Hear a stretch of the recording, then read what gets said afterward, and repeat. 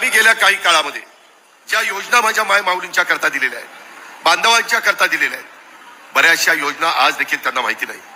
मुख्यमंत्री माझी लाडकी बहीण योजना माहिती आहे. त्याच्यामध्ये पहिले 3,000 रुपये आम्ही दिले 2 महिन्याचे. आता सप्टेंबरचे 1,500 रुपये सोडलेत.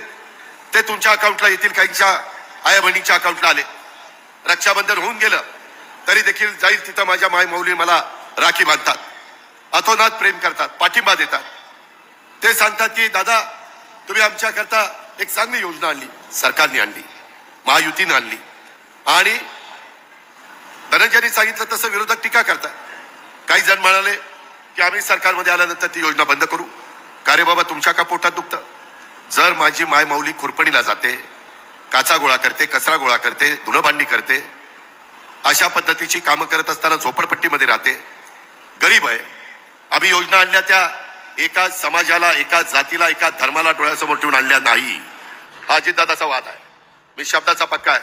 माय माऊलींनो, आता तुम्हाला जो काही आता सप्टेंबरचे पैसे सोडलेत, आमचीच मुलगी आदिती तटकरे त्या खात्याची मंत्री आहे. आताच येताना विक्रमला विचारा, मी गाडी फोन लावला होता तिला आणि तिला सांगितलं की लवकर पैसे ते सगळे संपवा.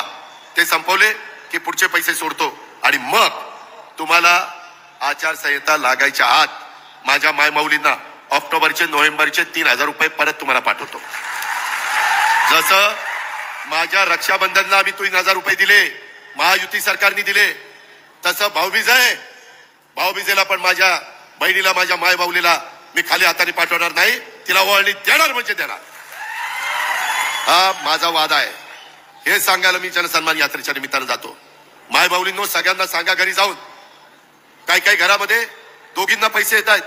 18-36,000 वर्षाचे, त्याच्यामध्ये बिल माफ केलंय, त्याची 10,000 रुपयाची बचत झाली. मगाशी धनंजयनी सांगितलं त्याच्या खात्यातनं 6,000, मोदी साहेबांच्याकडनं 6,000, ते 12,000 रुपये आम्ही आमच्या बांधवांना, शेतकऱ्याला देतोय. अशा पद्धतीनं वेगवेगळ्या प्रकारे 60,000 ते 70,000 रुपये हे एका कुटुंबामध्ये जात आहे.